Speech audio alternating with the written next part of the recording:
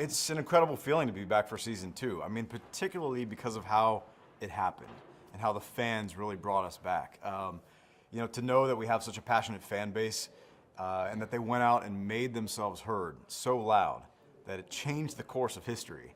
And uncanceled a canceled show is it's incredible, and I feel special to be a part of it. And it's just cool, and I hope the fans. No, I know the fans are going to be happy with this coming up season.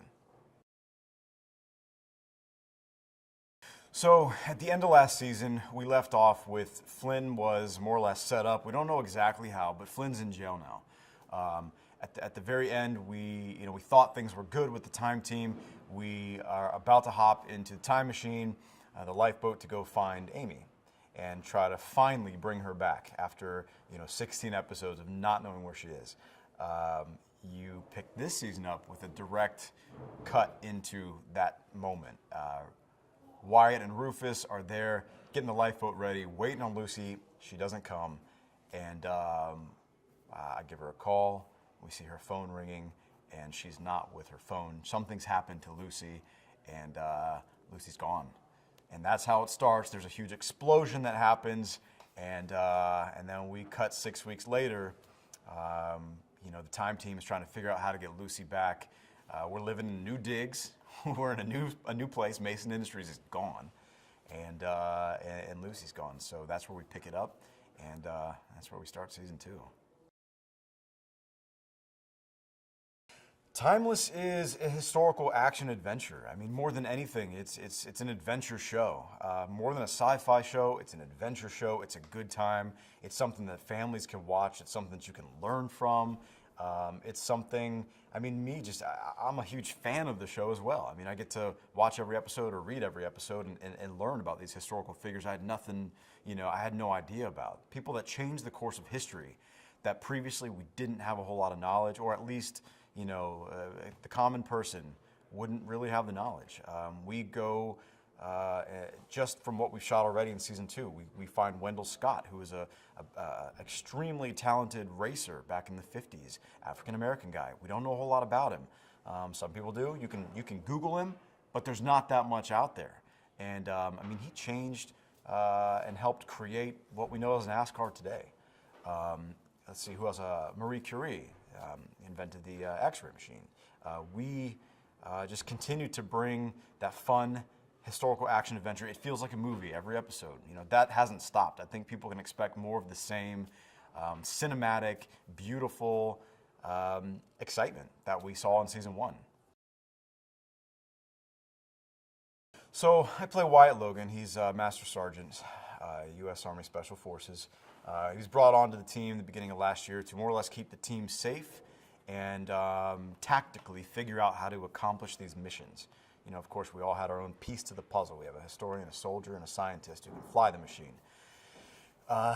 Throughout the course of last season, obviously, all the characters bonded in a certain way that they're family now. And when someone's picking on your family, you go after them. And at the end of last season, we're in a spot with Wyatt where he's starting to let go of things that have been bothering him for the last 5-6 years with his wife. His wife passed away, and that's something that's been affecting him. He's been holding on to it and he just can't let it go. I think that's also what makes Wyatt a great soldier, because he has a tendency to be a little reckless because of he doesn't have a whole lot to live for. But when Lucy comes around and you start to see this bond between Wyatt and Lucy, things change for Wyatt a little bit. And I think he is more open to a relationship and just opening himself up. And at the end of last season, you kind of see him say, maybe I should be open to possibilities of things. Obviously, he's implying a romance with Lucy.